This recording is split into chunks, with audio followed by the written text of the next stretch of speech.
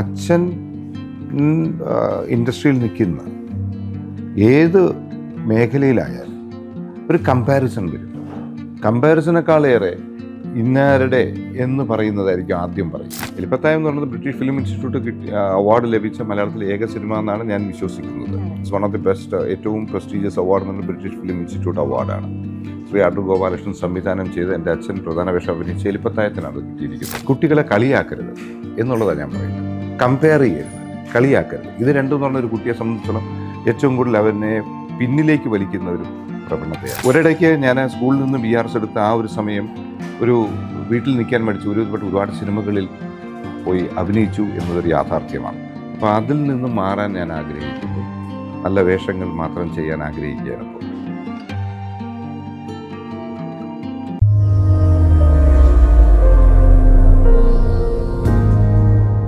Cinema ഭ്രാന്തനിൽ നിന്ന് കൂടെ ഉള്ളത് സുധീർ കരമനയാണ്. സുധീരേട്ടാ, വെൽക്കം ടു സിനിമാ ഭ്രാന്തൻ. നമസ്കാരം. ചേട്ടൻ നേരത്തെ പറഞ്ഞൊരു സ്റ്റേറ്റ്മെൻറ്റ് ഞാനൊരു ആർട്ടിക്കിളിൽ വായിച്ചാണ്. ഒരു നടൻ എന്ന നിലയിൽ അത് നല്ലതായാലും ചീത്തയായാലും അച്ഛൻ കരമന ജനാർദ്ദനൻ സാറിൻ്റെ പേരിലേക്ക് അത് വരും എന്നുള്ളത്, മോശമായി പോയാൽ കരമന ജനാർദ്ദനൻ സാറിൻ്റെ പേരിൽ അത് വരും എന്നുള്ളത്. ഇപ്പം ചേട്ടനൊരു എസ്റ്റാബ്ലിഷ്ഡ് ആക്ടറാണ്, പല രീതിയിലുള്ള ക്യാരക്ടേഴ്സ് ചെയ്തു, ഒരുപാട് നല്ല സിനിമകളുടെ ഭാഗമായി. ഇപ്പോഴും ആ ഒരു തോട്ട് മനസ്സിലുണ്ടോ? തീർച്ചയായിട്ടും ഉണ്ടാവുമല്ലോ. അതൊന്നും ഇപ്പോൾ എപ്പോഴായാലും മാറാൻ പറ്റത്തില്ലല്ലോ. നല്ലത് ചെയ്യുമ്പോൾ അങ്ങനെ ഉണ്ടാവാറില്ല. എന്തെങ്കിലും മോശം വരുന്നെങ്കിലേ അങ്ങനെ കൂടുതലും നമ്മൾ ഫീൽ ചെയ്യത്തുള്ളൂ. പാടില്ലല്ലോ എന്ന് നമുക്ക് തോന്നാവുന്നത് നാച്ചുറൽ. അത് നല്ലതാണെങ്കിൽ അങ്ങ് അതിൻ്റെ ഒഴുക്കിൽ പോകും, കുഴപ്പമുണ്ടാവില്ല. എന്തെങ്കിലും ഒരു കുഴപ്പം വന്നാൽ അത് ബാധിക്കും. എന്നെയല്ല ബാധിക്കുക, ആദ്യം അച്ഛൻ്റെ പേരായിരിക്കും പറയുക. പക്ഷെ ഇപ്പം ചേട്ടൻ്റെ പേരിൽ തന്നെ, അതായത് സുധീർ കരമന എന്നൊരു പേരിൽ തന്നെ അറിയപ്പെട്ട് ആ രീതിയിലുള്ള കഥാപാത്രങ്ങളെല്ലാം ചേട്ടനെ തേടിയെത്തുന്ന ഒരുപാട് പല രീതിയിലുള്ള കഥാപാത്രങ്ങൾ, ഇപ്പം വില്ലൻ വേഷങ്ങളായിക്കോട്ടെ, അച്ഛൻ വേഷങ്ങളായിക്കോട്ടെ, നമ്മളെ ചിരിപ്പിക്കുന്ന വേഷങ്ങളായിക്കോട്ടെ, ഇപ്പോഴും അതായത് ഇത്രയും വർഷങ്ങളായിട്ട് മലയാള സിനിമ ഇൻഡസ്ട്രിയിൽ, മലയാളം മാത്രമല്ല മറ്റ് ലാംഗ്വേജസിലും കഥാപാത്രങ്ങൾ ചെയ്തു, ഇപ്പോഴും അത് അഫക്റ്റ് ചെയ്യുന്നതിൻ്റെ ഒരു കാരണം ചോദിച്ചു കഴിഞ്ഞാൽ എന്തായിരിക്കും? അച്ഛൻ്റെ പേരിലേക്ക് അല്ല, അത് ഞാൻ പറഞ്ഞത് തന്നെയാണ്. അത് ഞാനെന്നല്ല, അച്ഛൻ ഇൻഡസ്ട്രിയിൽ നിൽക്കുന്ന ഏത് മേഖലയിലായാലും ഒരു കമ്പാരിസൺ വരും. കമ്പാരിസണേക്കാളേറെ ഇന്നാരുടെ എന്ന് പറയുന്നതായിരിക്കും ആദ്യം പറയുക. ഞാനെന്നല്ല, പലരുടെയും പേര് പറയാൻ ഞാൻ ആഗ്രഹിക്കുന്നില്ല. ആരുടെ ആയാലും അത് പറയപ്പെടും തീർച്ചയായിട്ടും. ഒന്നും വേണ്ട, അമിതാഭ് ബച്ചനെ തന്നെ പറഞ്ഞു. അവിടുന്ന് ഞാൻ ആദ്യം മലയാളമേ ഞാൻ മാറ്റിക്കൊണ്ട് ഹിന്ദിയിലേക്ക് പോകുന്നു. ശ്രീ അഭിഷേക് ബച്ചൻ്റെ പേഴ്സണൽ ലൈഫായാലും അല്ലെങ്കിൽ ഫിലിം ലൈഫായാലും എന്തെങ്കിലും നല്ലതോ ചീത്തയോ വന്നു കഴിഞ്ഞാൽ അമിതാഭ് ബച്ചൻ്റെ മകനായ അഭിഷേക് ബച്ചൻ എന്നല്ലേ പറയൂ. അപ്പം അത് നാച്ചുറലി വരുന്നൊരു, ജനങ്ങളുടെ ഇടയിലുള്ള ഒരു നാച്ചുറലി വരുന്നൊരു പ്രക്രിയയാണ്. ഇറ്റ്സ് എ ഫിനോമിന, നമുക്ക് മാറ്റാൻ പറ്റില്ല. ഇപ്പോൾ വാസ്തവം എന്ന സിനിമയിൽ തുടങ്ങി ഇപ്പം ഏറ്റവും പുതിയ റിലീസ് ബെസ്റ്റ് എന്ന മൂവി ഈ മാസം 24th റിലീസാവുകയാണ്.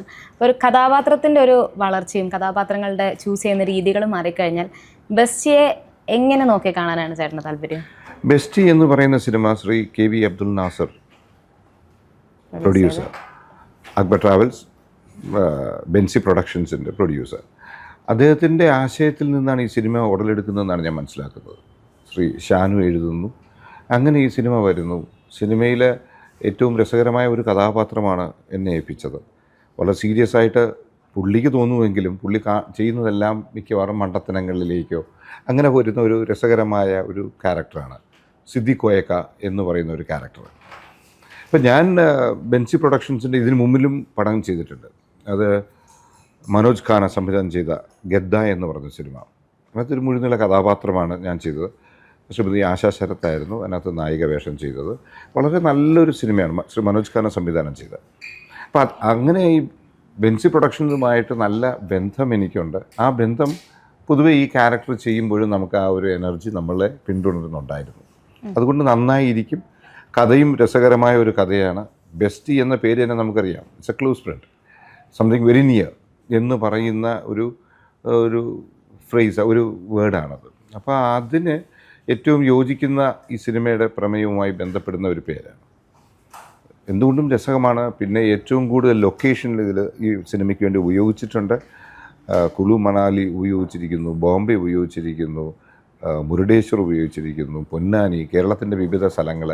അങ്ങനെ നല്ല രസകരമായ ലൊക്കേഷൻസാണ് ഈ സിനിമയ്ക്ക് എടുത്തിരിക്കുന്നത്. ശ്രീ ഔസർ പിച്ചനും ഷിബു ചക്രവർത്തിയും ഒന്നിക്കുന്ന ഗാനങ്ങൾ വരുന്നു.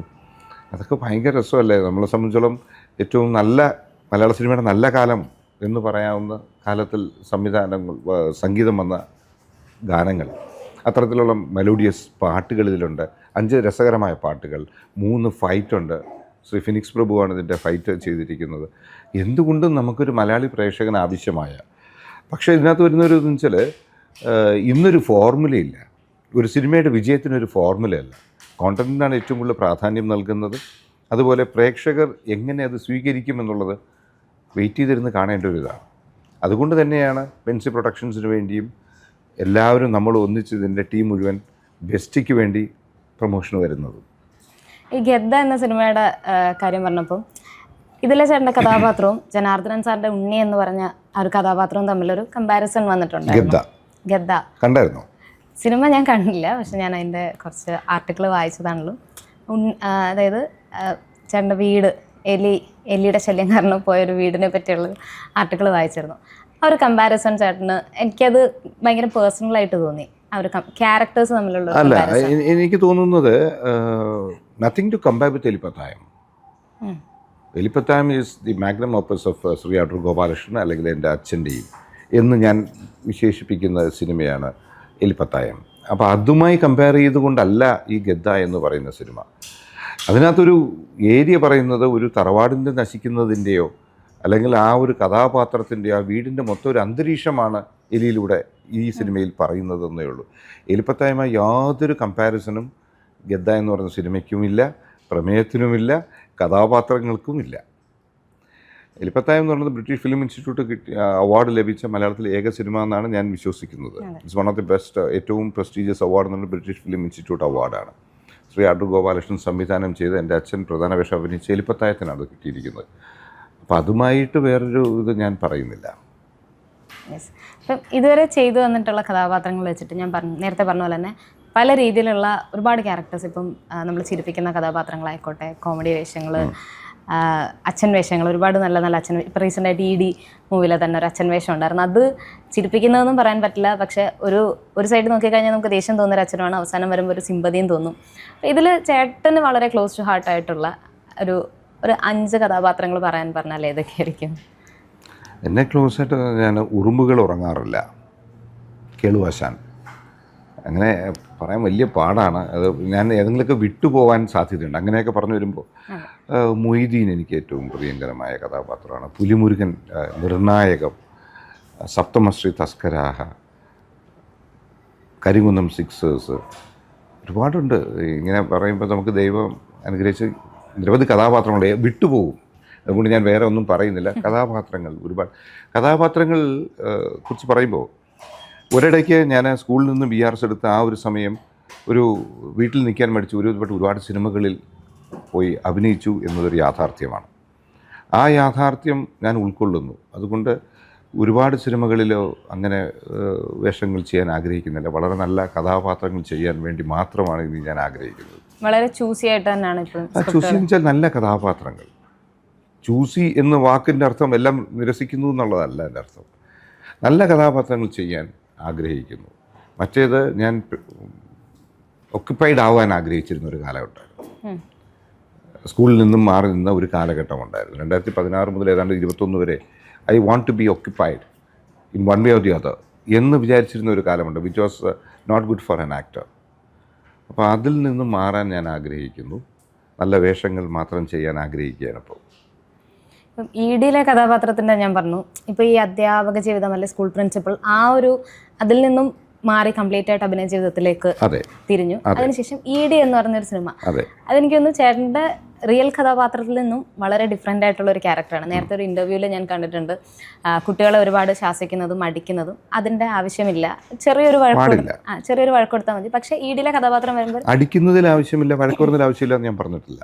അതായത് കളിയാക്കാൻ പാടില്ല എന്നുള്ളതാണ് ഞാൻ പറയുന്നത്. കളിയാക്കാൻ പാടില്ല, നെവർ ടീച്ച് എ സ്റ്റുഡൻറ്. കുട്ടികളെ കളിയാക്കരുത് എന്നുള്ളതാണ് ഞാൻ പറയുന്നത്. കമ്പയർ ചെയ്യരുത്.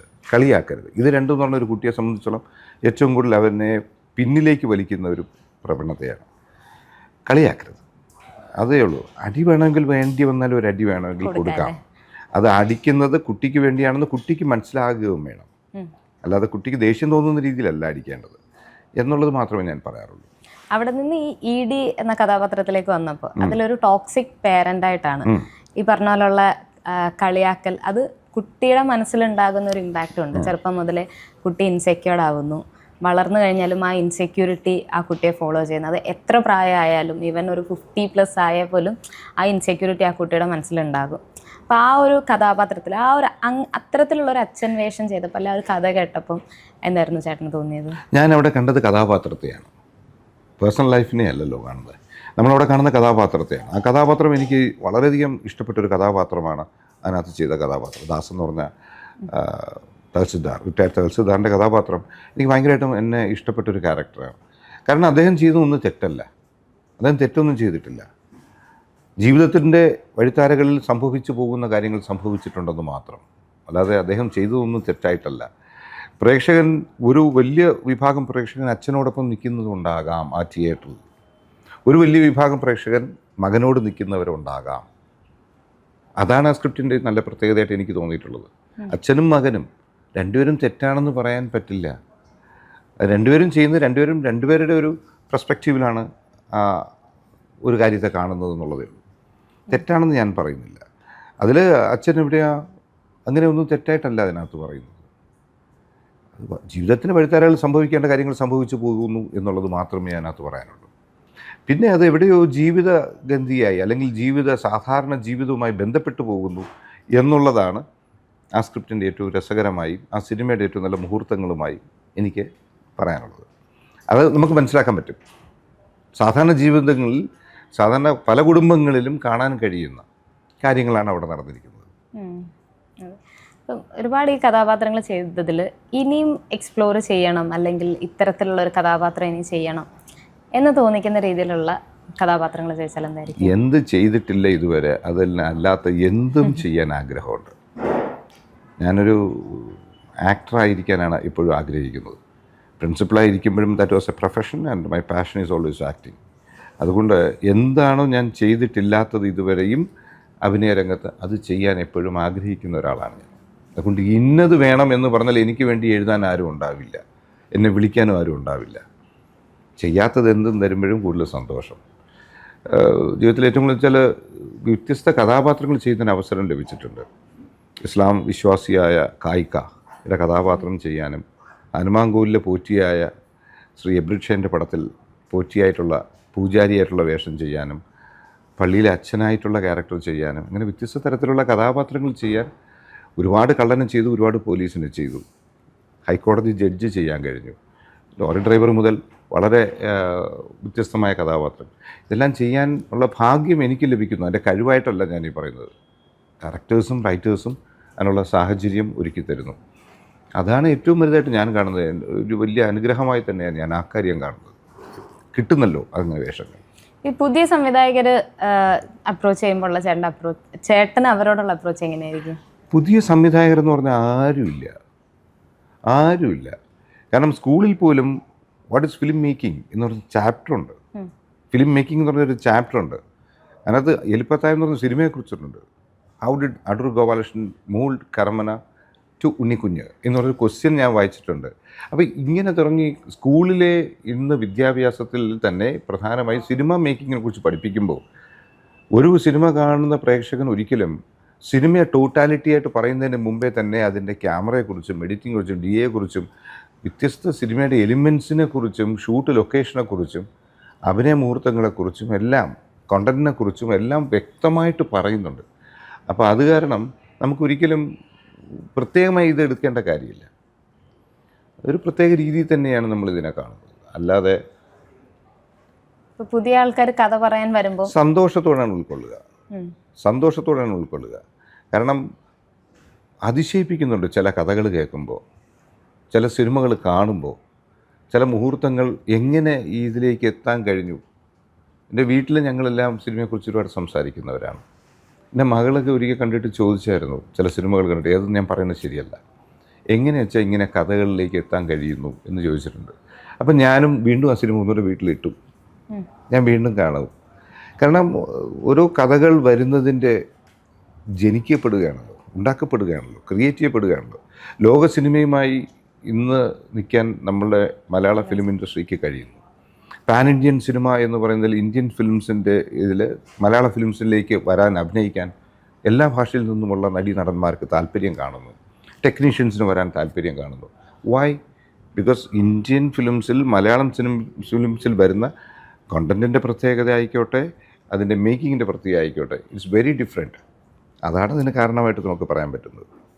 ഇപ്പോൾ 2024 മലയാള സിനിമയെ സംബന്ധിച്ച് ഒരുപാട് നല്ലൊരു വർഷമായിരുന്നു. മലയാള സിനിമ 1000 നമ്പർ ഓഫ് ഫിലിംസ് കുറവായിരുന്നു. അതെ അതെ.